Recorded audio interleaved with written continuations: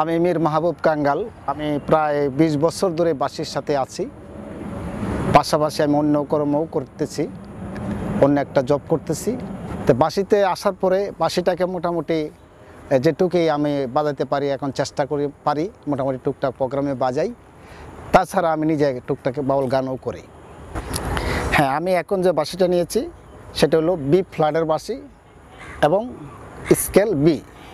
তো যা বাজাবো তা হলো সব কটি জানালা খুলে দাও না, আমি বাজানোর চেষ্টা করছি।